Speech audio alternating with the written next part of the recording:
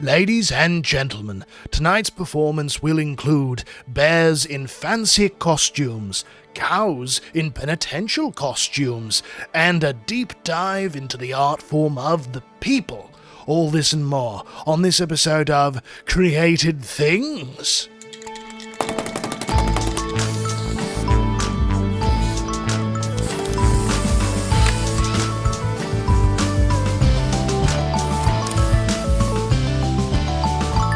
Welcome, loyal listeners, disloyal listeners, and people who don't know how iTunes work to Created Things, the only podcast that in its heart of hearts wants to sing, I love a parade. I am Dominican priest, Father Gabriel Toretta.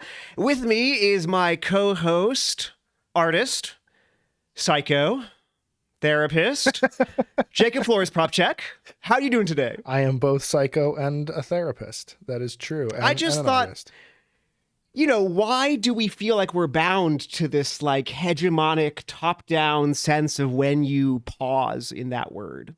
Because if you rearrange the pauses even more sort of William Shatner-y, it becomes Psycho the Rapist, and that's really problematic.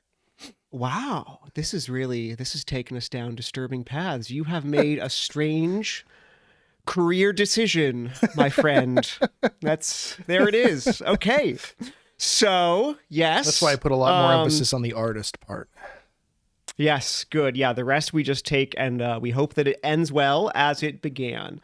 You know, I realized we had a whole podcast, I don't know if you know this, where we failed to ask each other in which mode of existence we currently are. Like, where do you find yourself?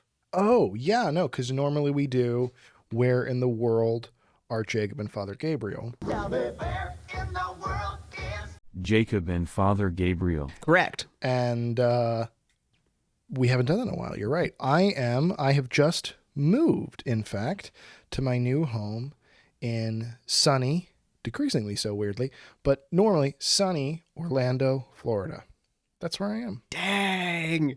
This is incredible. Like, so many people from New York, you just decided to retire early. Yes. And move to Florida. Yeah. I can respect that. Well, because while I am a cis, white, heterosexual Christian male, I self-identify as an old Jewish grandmother from the Bronx. Okay.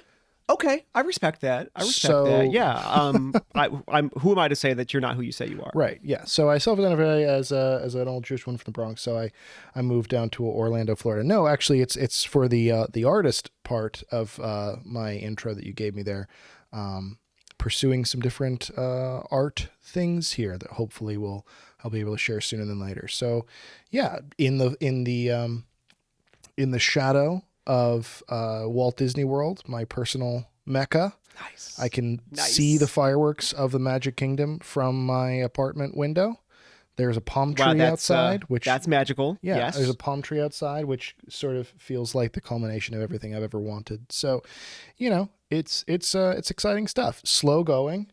I just walked into my wife trying to set up our bedroom. She's helping, she's doing some of the moving in while I'm recording this, some of the decorating, and she had set up our wedding photos, but kind of placed candles decoratively around it so that it inadvertently looked like an ofrenda, like a little altar or shrine, because we had died. And I was like, honey, we're still technically alive. I know it's been a very stressful move, but technically.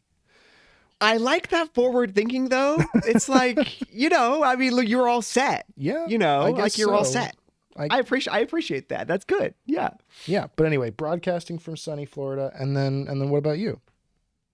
Well, I am in fact in dark, increasingly dark, cold, increasingly cold, and murderously violent Chicago, which is excellent. It's the very best. I know, but it's been good actually. I've been digging it. So I'm back in Chicago, just kind of setting up shop and like actually living where I live for a little while, which is nice.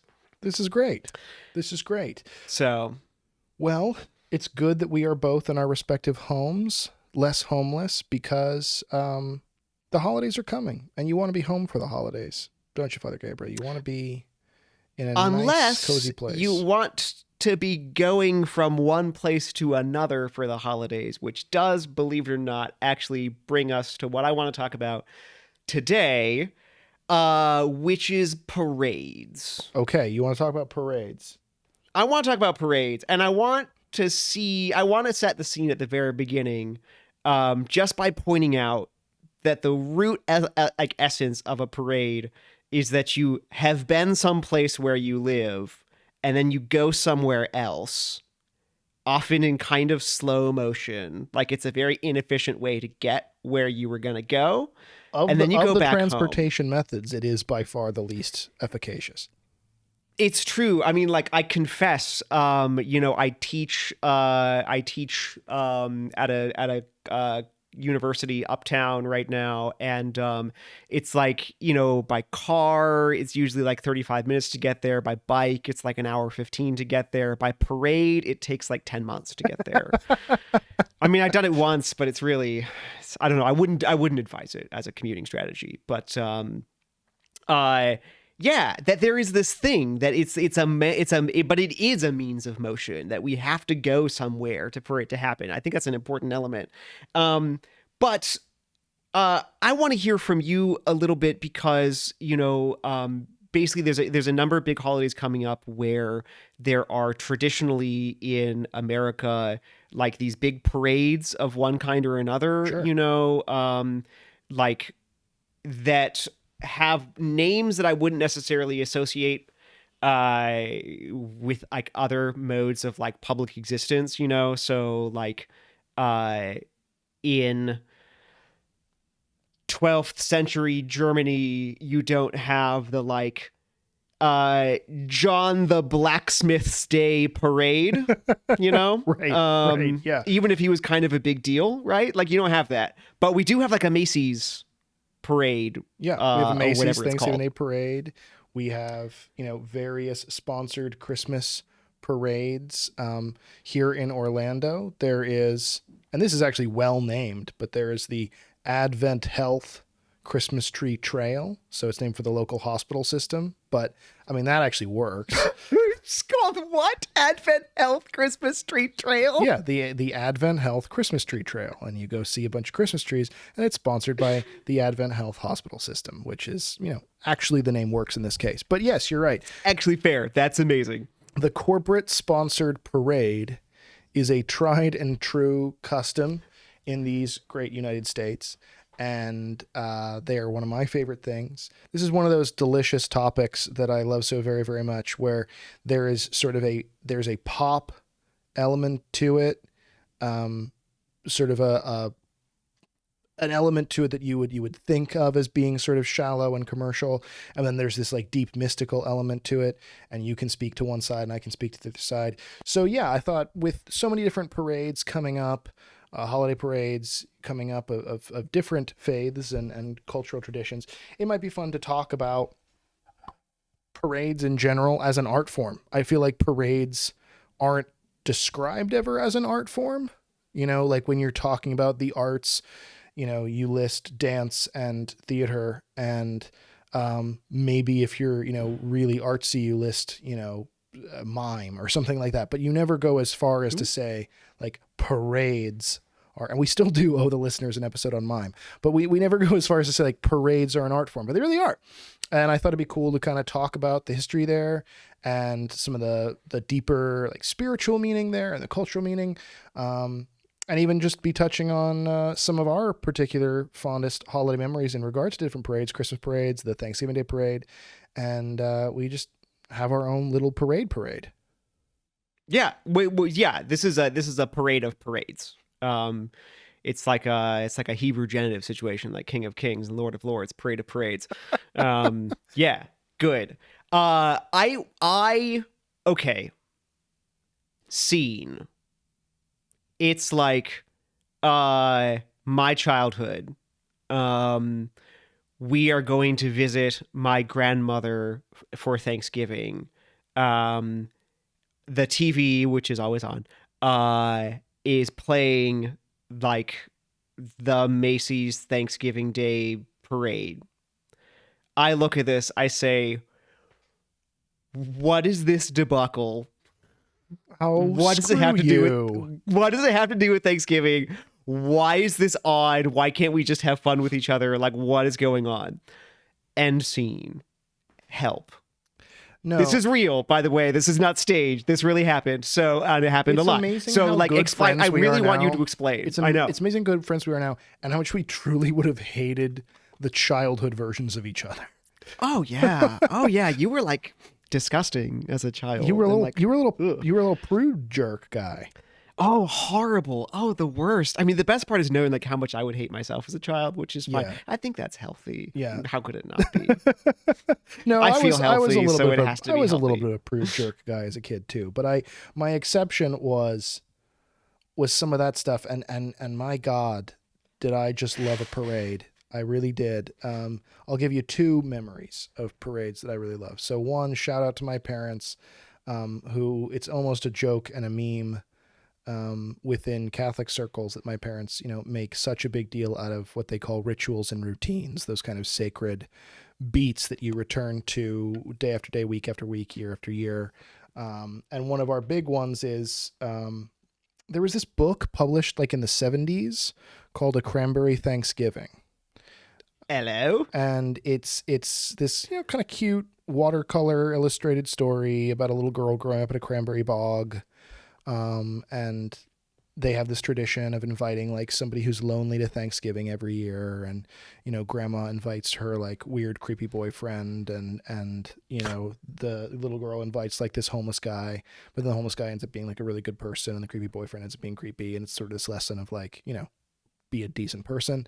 But the whole thing is sort of set on this cranberry bog in New England, and the conceit is that grandma every year makes this cranberry bread, which is really a cranberry cake. But in New England, it's called a bread, and they have the recipe at the back of the book, and they had a little audio cassette at the back of the book.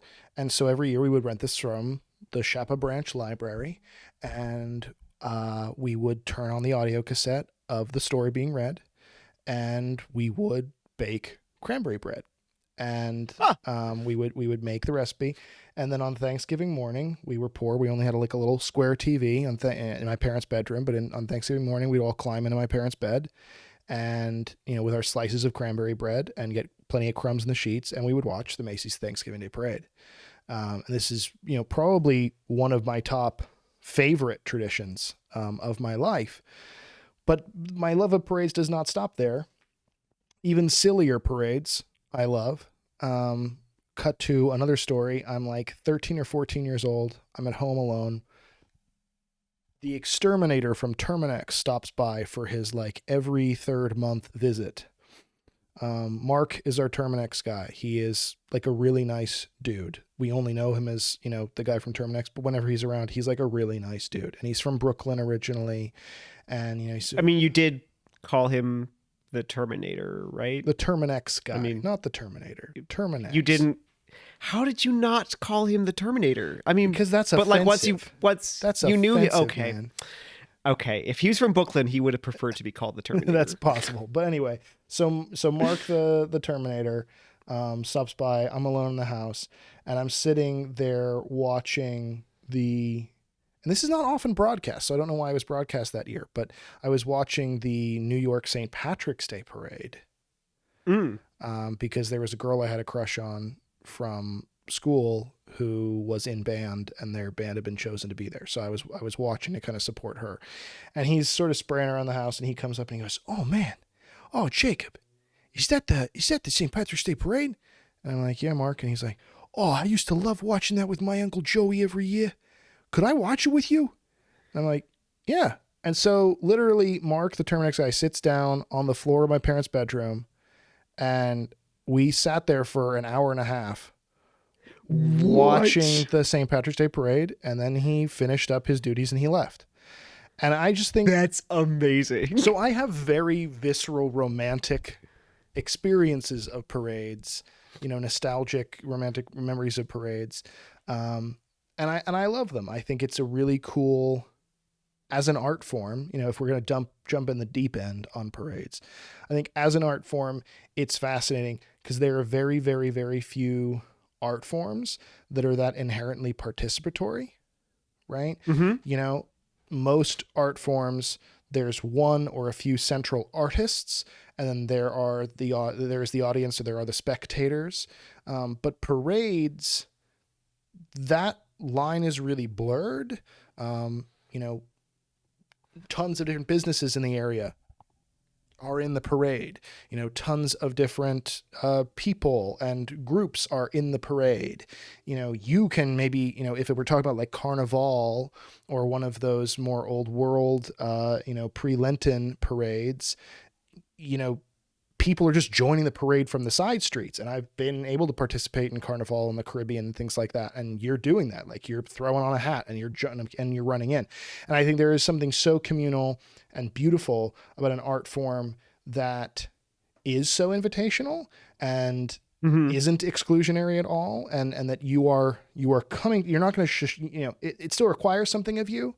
It's not like it's just overly accessible where you can just show up wearing anything. Like you're going to dress up for the parade if you're going to be in the parade. Like you're not going to go out in anything other than like a sparkly, scantily clad outfit if you're going to dance in Carnival, and you're not going to not wear a turkey hat if you're going to the Thanksgiving Day parade. But assuming that you meet that criteria of participation, you are welcome to join the art form. And it is not a spectator sport. And so that is a springboard for the topic on this program, which is all about the arts and all about relationship and all about community and faith and coming together and those kinds of things. I think parades, it'd be hard to find an art form more close to the spirit of that than a parade. I'm gonna go that far with that hot take. Okay, I can accept that. I do really like this idea that it's this sort of radically communal, sort of coming up all around you kind of art form. I confess I know very little about parades. I know a lot about pilgrimages and religious processions. And there is, just putting, without just saying like, now I'm going to tell you my things, just putting that in context, like, it makes me think right away, one of the greatest early witnesses outside the scriptures to like Christianity is this guy Ignatius of Antioch, who writes a series of letters and then is martyred in Rome. He was eaten by lions, wasn't he? Yeah. Or we think so, but he was murdered by the state in 110, and there's this really interesting thing that you don't really notice at the start of his letters, is that every letter starts off, I, Ignatius, the image bearer, Theophoros, the image bearer, and then goes on. And this is important because this word, the Greek word Theophoros, it is a specific word for the person in a pagan religious procession who bore the sacred image. Oh. So he is proposing himself. These are his letters as a bishop, he's being taken to martyrdom in Rome from Syria, and he's writing letters to other churches to strengthen them and encourage them to be one in the faith and to hold to the true faith and not to be led astray by deceivers and heretics, etc. And the way that he opens up every letter is to tell them to place himself at the head of a religious liturgical procession and to say that they are part of it. By the fact that they're reading the letter and like trying to live the faith that he is telling them about, he is bearing the image, not like a physical, he's bearing the image as he's literally bearing it in his own flesh, right? And bears it unto like his own flesh being torn apart by lions. And when they walk with Jesus Christ, they are literally walking in this procession with him. So you thought you were joking when you said King of Kings, Lord of Lords, Parade of Parades, but that is actually what we're talking about today. It is literally what we're talking about. It's literally what we're talking about. So I think there is this really amazing way in which, like, think that opens up a really fascinating possibility when you're raising this question of like the radically participatory, boundary crossing, sort of like everybody is in when you want to be in, like permeability of parades, is that there is this really wild thing about Christianity. I think that it's important that Ignatius gives that to us right away, that he is a hatheophorus. He is the one who, by walking with Jesus Christ unto his own death, like learns and teaches all of humanity what it is to be not a pagan image bearer, but an actual like bearer in the procession of the image of Jesus Christ. And like, this is what we do as Christians, is to actually do that. And kind of like what you're saying, I really don't mean this as like a cheap allegory. I mean this pretty directly, that like, it really is open to everybody. Anybody really can jump in on the side street if he wants to. It's just, yeah, you are going to have to wear like a turkey hat if it's Thanksgiving, and you are going to have to like wear a sparkly, you are going to have to bedazzle yourself at some point. Honestly, you know, but like, there it is. Probably straight up end the episode right there with that analogy. Like, you can join the parade, but you have to wear your turkey hat. You have to wear your turkey but hat. I don't want to end the episode there, because I love this topic and I think we can get a lot out of it. You know, you threw it, you don't know a lot about parades, but you do know a lot about processions. And in my opinion, I'm curious what you would have to say on this, because, you know, I don't know if you know this, listener, but we never, ever, ever talk about what we're going to talk about beforehand. We decide a topic, and these conversations are real and on air. So we never know where the other person's going to come from on this. Yeah. So I mean this when I say I'm genuinely curious as to what you think of this, but I personally tend to think of the line between a procession and a parade, both artistically and theologically, as kind of a faint smudge, right? There's not really a clear line, and they're very, very close brothers, to the degree of being almost a two-headed person, because they're so spiritually, theologically, artistically similar. So, but processions go back a lot earlier than parades do. Processions are the origin of the species of parades, if you will. So since you know more about that, maybe you should go first and catch us up on what we should know about processions for the purposes of this conversation. Sure. Well, you know, the thing is, basically there's this really rich desire of the human heart to like recognize, like, I live in my house and like there's some sacred thing over there. What if, rather than me going to the place where the sacred thing is, like the temple, what if I left my house and that thing left its house, and we went and we roamed around somewhere, and then we ended up maybe some totally third place? Wouldn't that be great? This is basically just the old John Mulaney bit about never going to a second location is going through my head right now. Yes, exactly. I think this happens everywhere, like in every religious tradition. Basically, there's some element of this, and so it's all the, you know, like I just said, Ignatius of Antioch like adapts a Greek idea, you know, part of like Greco-Roman religious tradition, and adapts it into Christianity. Fine, you know, but like Christians pick this up in a really, really, really big way. Because of like the radical physicality of the religion, and its love of place, and its love of things, and its love of spectacle, and its desire for things to be participatory and like everybody involved. Liturgical processions, which are basically parades with people wearing liturgical garb, where some of the people are wearing liturgical garb, and you might have a sacred image, you might have a relic, you might have something like that. It might be part of a specific liturgy, you know? So like kind of one of the only ones that we have left in the United States is like Corpus Christi on the feast of the body and the blood of our Lord Jesus Christ, is that you put the Eucharist in a big monstrance, a big display case, and you walk it around, you know, your city or your church or whatever, so that and people walk around with you, you know, sing songs, do whatever. But these were, so like maybe at best in America, you're going to have one a year if you even have a Corpus Christi parade in your procession in your town. But like these were a really big deal at a previous time. So like, for instance, just like thinking about Constantinople, not Constantinople had this really intensely passionate love for processions in a way that was arguably out of control. And by the Your 10th century, they were processions are totally out of control. out. They are. We got a hook so we could put them on the hook and then take them off the hook. So by the 10th century in Constantinople, there are something like 68 processions a year. Man, that is just one number shy of funny.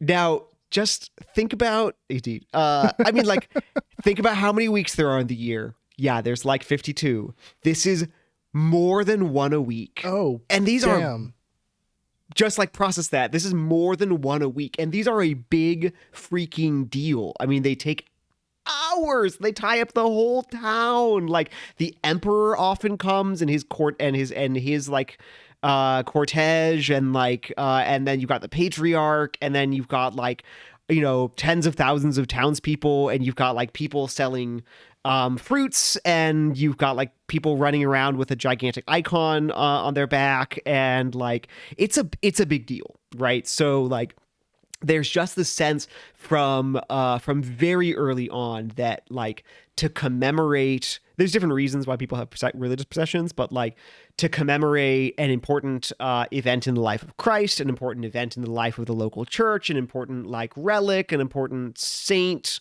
important miracle, an important historical event. Like Constantinople is really big into celebrating historical events. So like there was a plague and the plague ended. So we're going to have a procession on the day the plague ended. Or you know, we drove away the Muslim Avars and like we're going to have a procession on the day that we drove away the Muslim Avars, you know, and like these kinds of things. One does, as one does when one drives away the Avars, you know. That like, how do you celebrate something really, really important? Everybody leaves his house and they walk really slowly around town together. With lots getting of stuff. drunk and eating cheap food. Yeah. Like, and that's pretty much what you do. So what, from your perspective, because I think, so the biggest knock that people have against parades, as you did as a child, is that they are commercial and cacophonous and cheap and shallow. You're presenting an image of a procession that doesn't defy any of those accusations. So from a Christian perspective, because we can only really speak to that, we're not going to be talking about like Hindu processions, for instance, in this, or, you know, pre-Christian pagan processions in this so much, maybe occasional references. But from a Christian perspective, what do you think is the, like, what am I trying to say here? What do you think is the demeanor or the approach or the posture, that's the word I'm looking for, that I'm taking in, you know, 3rd, 4th century as I'm participating in this procession? It's celebratory, it's raucous, it's devout. What's my vibe? What's my spiritual posture that I'm taking in this thing?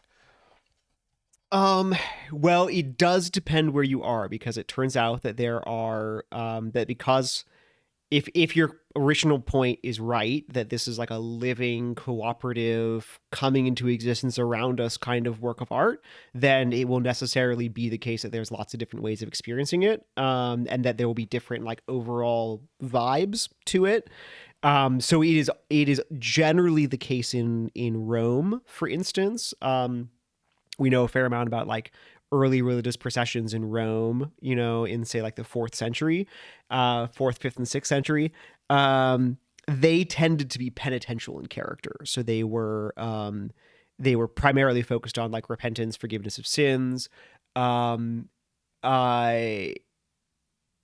think they could still be pretty raucous, but why are they being held? Well, part of it is to publicly petition God for mercy, like forgiveness of like my particular sins, you know, and I'm running around town because of that. And it's cool because again, you see this like really intimately communal reality that like even my sins have a communal character to them, even though like I'm the only one who's responsible for them. But at the same time, like we're all going to run around town together and we're going to pray psalms and we're going to sing hymns and we're going to like, you know, go carry around this particular image of the Virgin Mary or something and petition her. I think people, and I want to make a side note, like I think people have this idea, maybe non-Catholics have this idea that in its penitentialness, there's like a shame element to that, or a sort of sad, like self-hating, self-loathing element to that.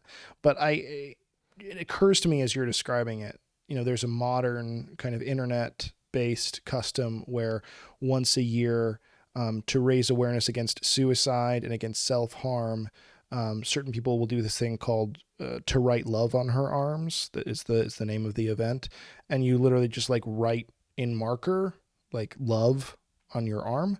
And you sort of go out, and everybody who's seen wearing this is seen as like, hey, I've struggled with this too. And like, we all have this together. And so, as we're talking about, and insofar as we're talking about any kind of penitential parade or procession in this conversation, I would encourage maybe that perspective on what penance looks like for us, where yes, we've all done these bad things, but there's almost a solidarity and there's almost an empathy to it, where it's like, we've all done this terrible shit. So like, let's go out together and mourn and seek reparation together, because as bad as this is also something that binds us. And this is also something that binds us to God, who wants to be free of these things. And so there's even a relational component in there too. I just want to throw that out, because I don't want to have this, I'm like Monty Python idea of the procession where you're hitting yourself in the face with a board, right? That's kind of a mischaracterization of what we mean when we talk about a penitential procession.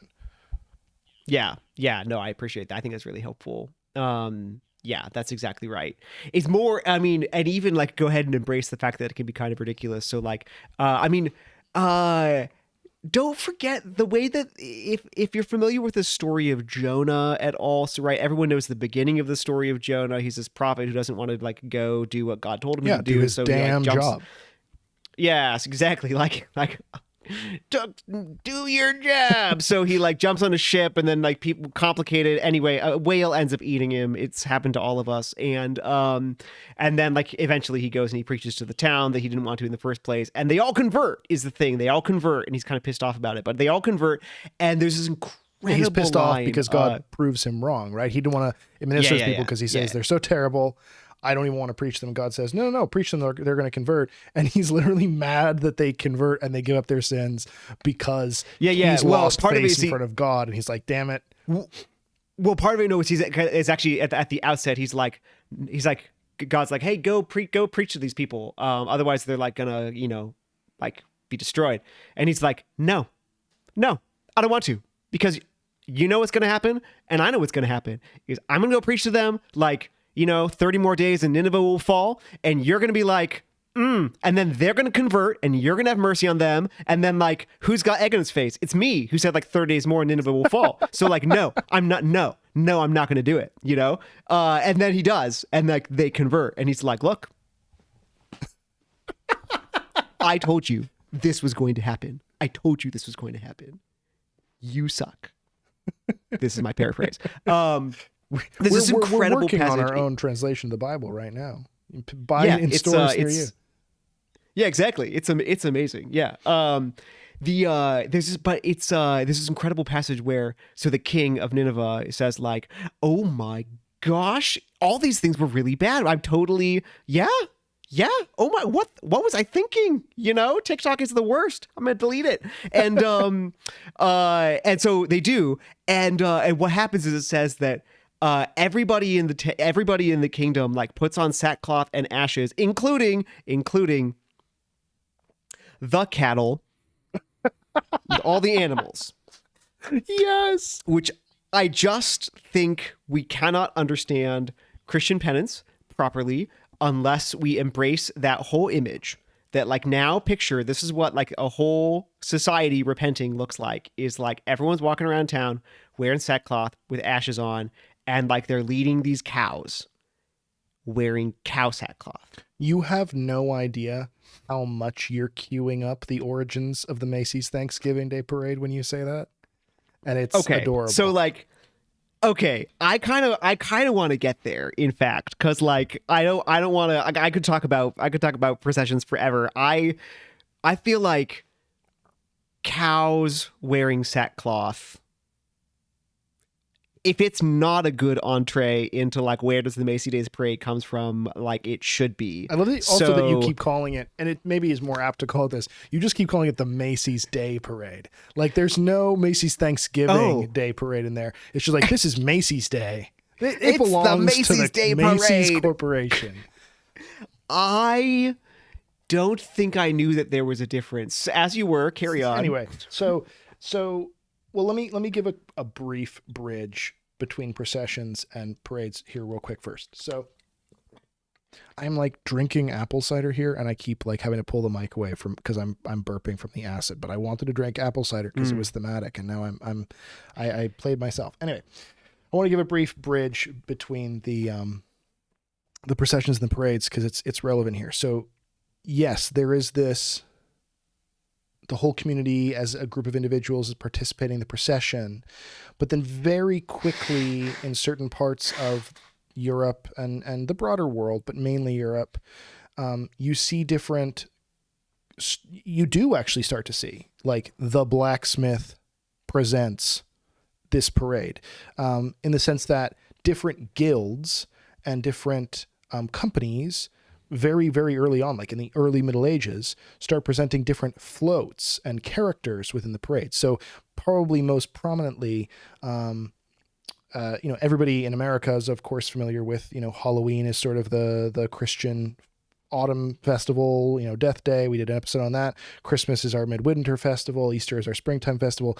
But there's also a summer festival that nobody really does in America at all, and it's St. John's Day, and it's kind of a bonfire celebration, lots of pyrotechnics and jumping over fires. And they are traditionally in a lot of parts of Europe St. John's parades, and specifically in Spain, each guild gets their own float, and they've had these characters as like recognizable characters like Mickey Mouse or Felix the Cat or any of them in the Macy's Day. Macy's, you got me doing it now. The Macy's Thanksgiving Day Parade.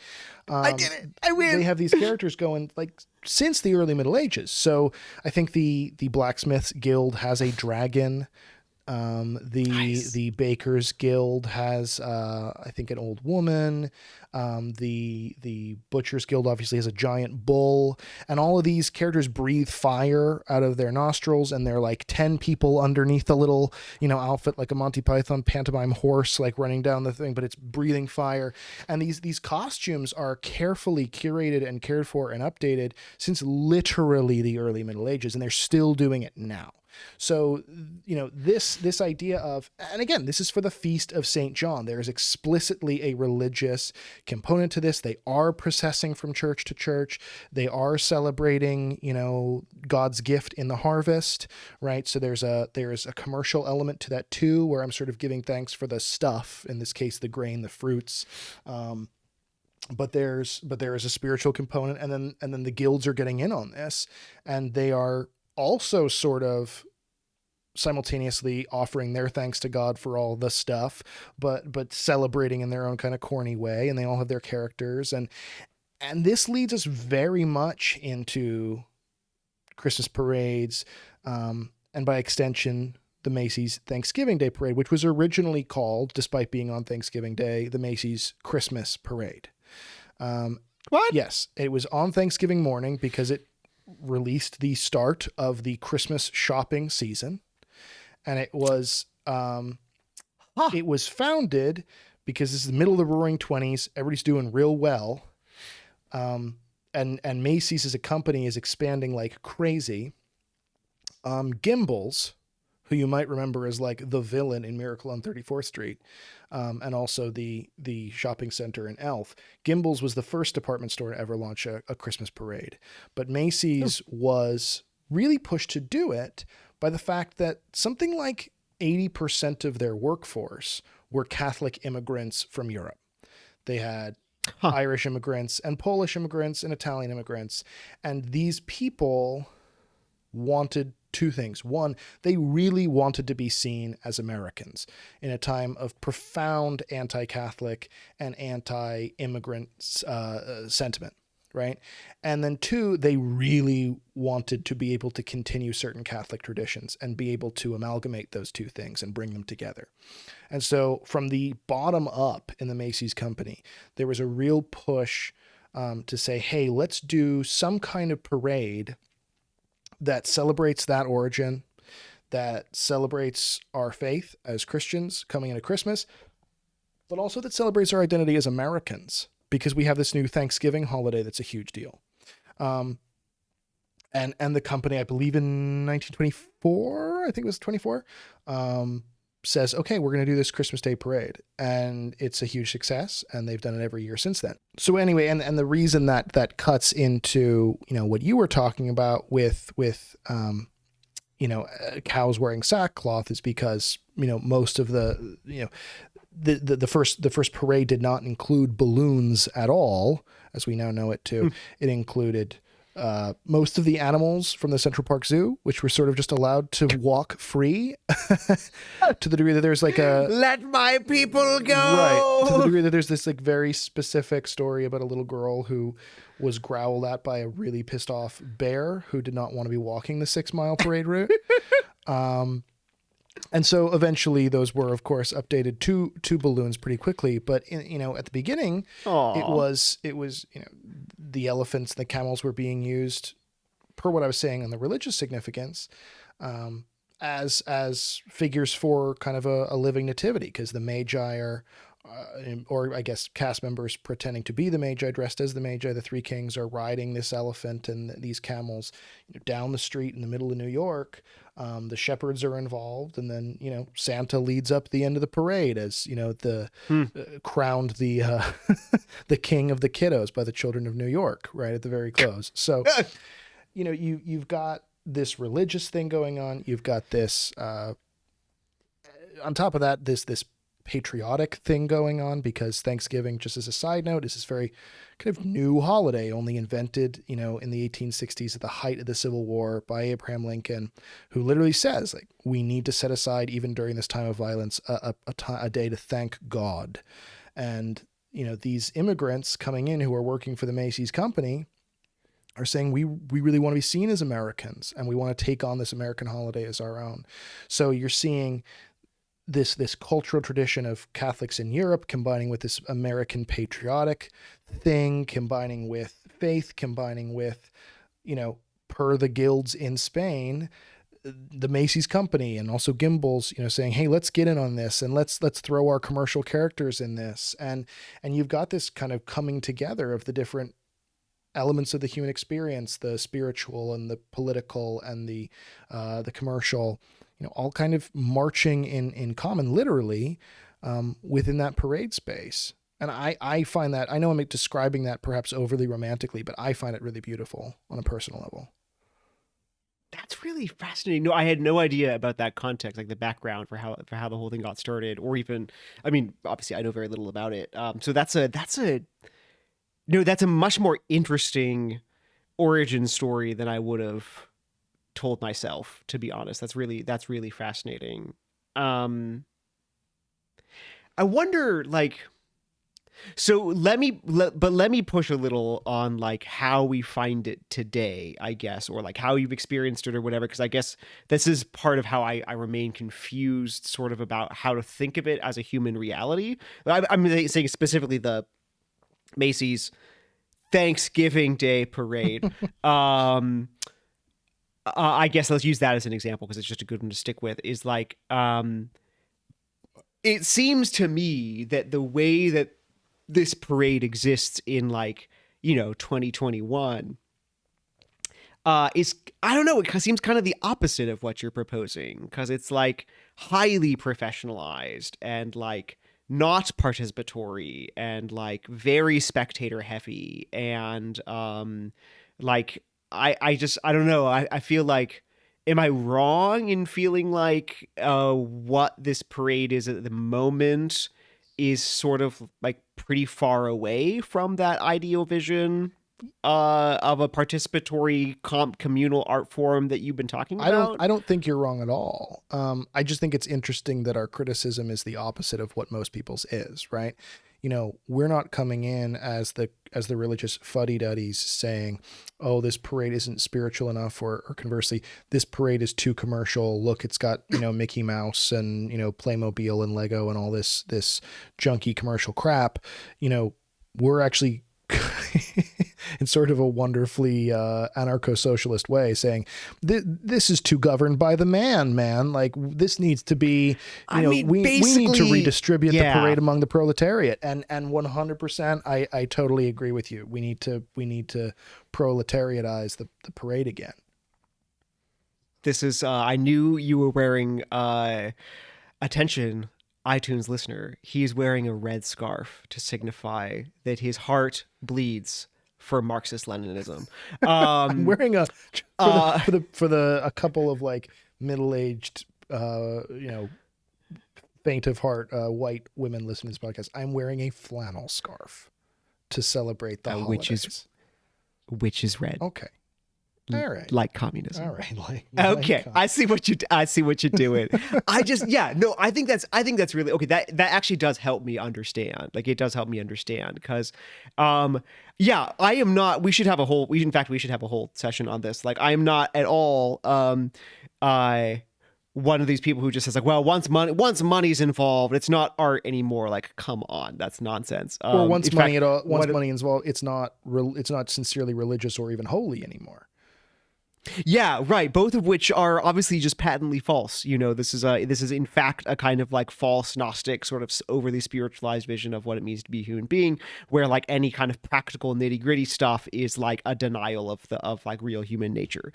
And money is going to be, and corporate sponsorship and all these things are going to be like a natural nitty gritty part of human nature that is, I think, nothing to be ashamed of and nothing to run away from. So so that part does not like disturb me at all. Like that's I'm totally with you. Like exactly. Bakers Guild making their floats. Like in England, this was a big thing in like the 15th and 16th centuries, and I think even maybe a little bit before. You'd have like for Corpus Christi again, the sort of June feast of the body and blood of the Lord. You'd have like they would be floats sometimes and mobile sometimes, but they would be you would have essentially the entire town transformed into a mobile theater. Wow. And individual guilds would have a play that they would do. So there's like, we have like a York with the one that we have surviving really, really well is we have this York Corpus Christi cycle of plays. And like, there's this incredible play that I can't remember which guild, I can't remember which guild. One guild puts on about like, the harrowing of hell. Oh, wow. And there's it's amazing. It's absolutely incredible. And like, and all this, but they would set up, and again, it would be like kind of all over town and they might like move around, and like, that's just, so like this idea that, even commerce, is a part of the way in which we like reorder our entire human life in order to like give thanks, and to commemorate important things and to celebrate them is great. This is not a problem. Like this should not be a problem. Yeah. For anyone. But what should be a problem is, why aren't we all actively participating? And I get that some of this is, modern stuff like security. Like you can't just release all the animals from the Central Park Zoo anymore down the parade. Gosh, you can't. I want that to happen so badly. Like, oh my gosh, I would go with the bears. I would. Sure. Well, and then you can't in America anyway. You can still in Spain. Thank God, but you can in America, as the Spanish do, carry giant like 10,000 pound Lenten floats on your back up staircases, right? Just to show how manly you are on Good Friday, right? And so there are a lot of this stuff that's sort of been legislated out of existence. But I do think, and for those listeners who checked out our Halloween episode, this will be a familiar sentiment to them. I do think that there's something to be said for reclaiming parades for the people. Like there's as a Catholic act, right? There's a really cool parade in Pittsburgh where I grew up on New Year's Eve where it is everybody can participate and you're encouraged to show up the week before and help build your own float.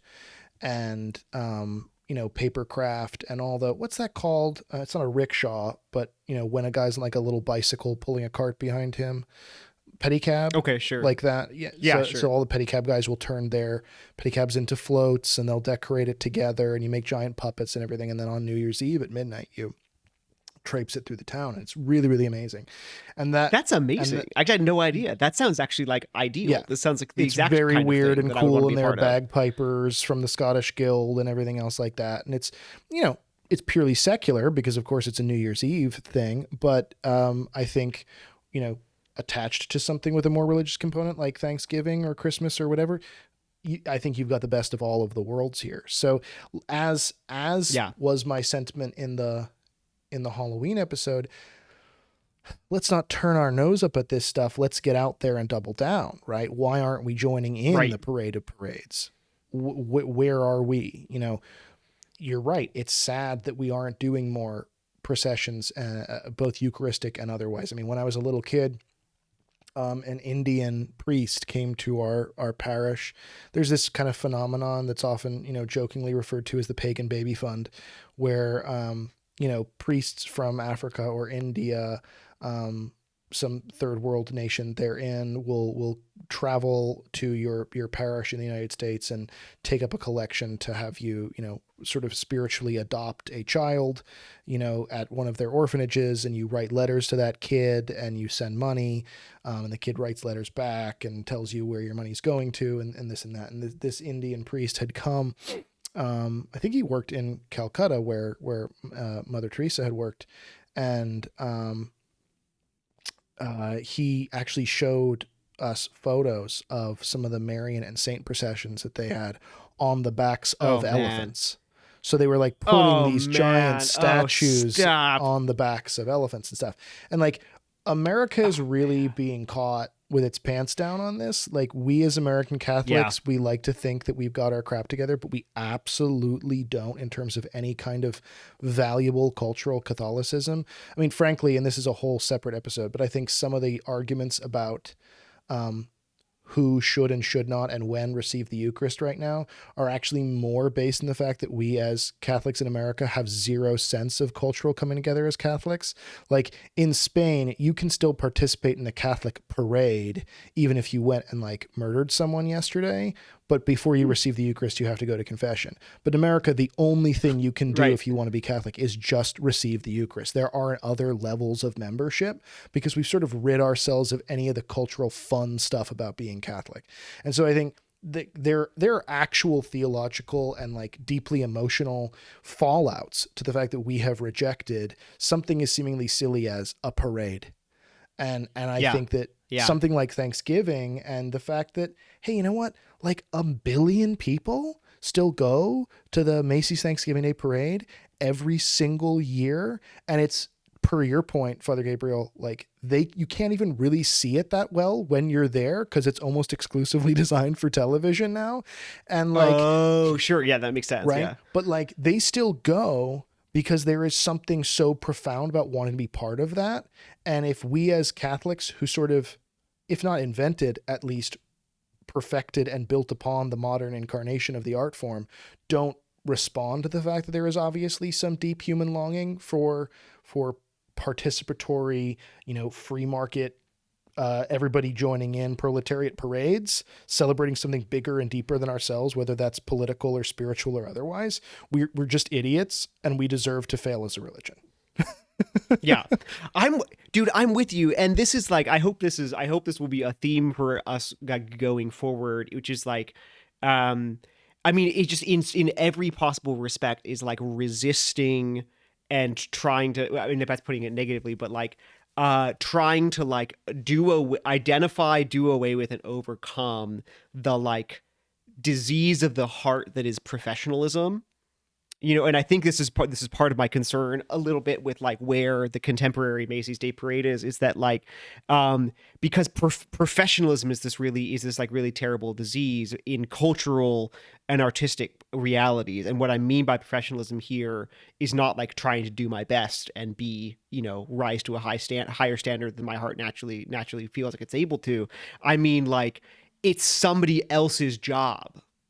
I mean, it's somebody else's job. So somebody else is going to do it. And I'm just going to watch it. And it's Oh, I just see going what to you mean. happen. So not like a You know what not I'm like saying? a capitalism where these companies are getting involved, and not professionalism in the sense of like carrying yourself dignity, but professionalism in the sense of like turning everything into a spectator sport. I will hire this out. Yeah, like I don't learn any instruments. I don't learn to sing. I don't write songs. I just like listen to other people play songs. Yeah, like I listen to pop music, or I would listen to whatever kind of music. Consumerism. Or You're talking like, about consumerism.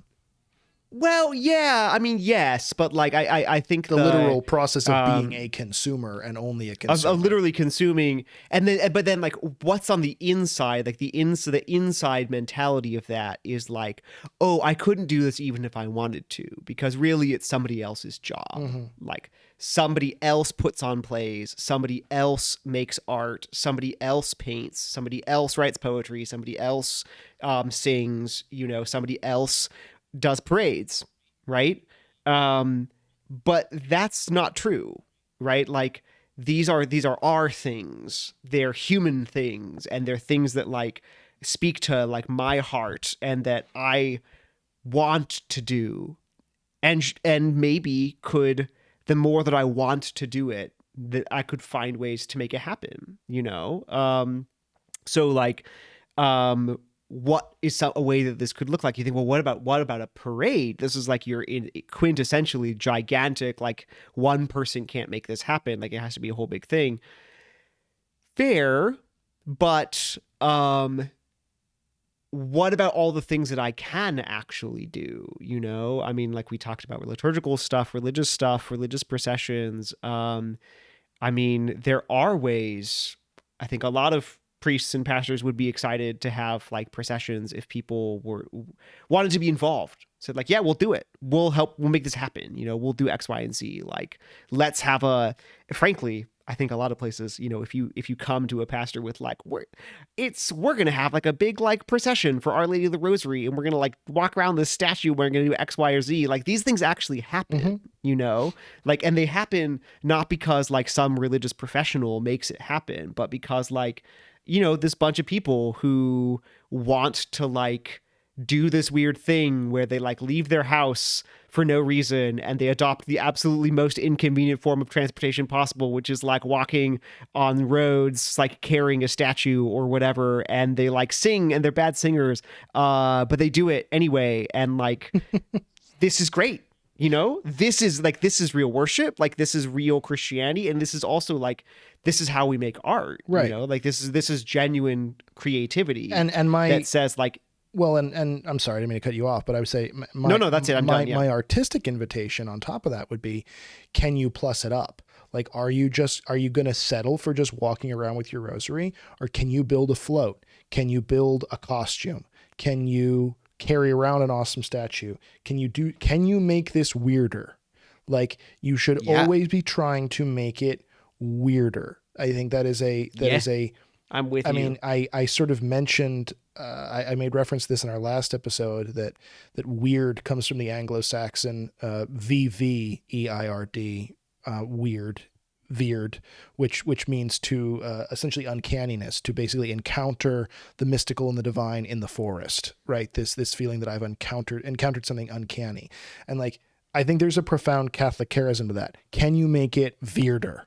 Can you make it creepier and weirder and more elaborate and gigantic? You know, can you make it Macy's but just distributed for everyone? Right. You know?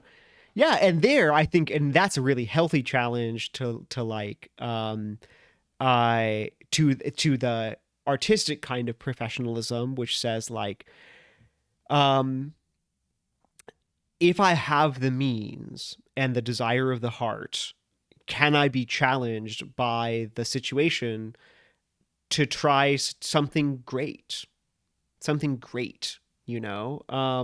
It's funny, there's this virtue that Thomas Aquinas is really big on that we don't talk about very much anymore, but it's magnanimity, which the word literally just means big-heartedness, big-souledness. And it's this idea that you like, if you have a desire for, really capable of No like moralistic weirdness, no like, oh, I should be doing better, but just like authentically, like I have a desire in my heart to do something splendid, to do what it takes to do the splendid thing, rather than to be like, or I could just sit on my couch and like eat chips, or I could, do no preparation and just like walk around my house with a rosary or whatever, like do the splendid thing. Yeah, man. Do the big thing, and I say this as a challenge to myself, because like I do often settle for smaller things, when like I could do the splendid thing, but I just get lazy and I don't feel like it, or like I let myself get discouraged by like obstacles and things petering out, So again, I profoundly do not mean this in some kind of moralistic, like you are always morally bound to do the best possible thing. No, I don't mean that. But I say like, if you have a desire in your heart to do something splendid, do it. Go big. Go big. Go big, that's it. Like literally go big, No, I just think that's a big thing, yeah. And I honestly don't know what more we could possibly say on it. I think it's the perfect way to close out, go big. And go big. All right, listen, wherever you are, whether you're going to watch the Macy's Day Parade, the Macy's Thanksgiving Day Parade, some local parade, or please God, by some astonishing wonder, do a splendid parade yourself. Y'all, my friends, go forth and create cool things. This has been Created Things, an art, soul, and mind production with Jacob Flores Popchak and Father Gabriel Toretta. Production by Kyle Meineke and Jessica Flores. Theme song by Federico Carranza. For more on the podcast and on its hosts, visit artsoulandmind.com.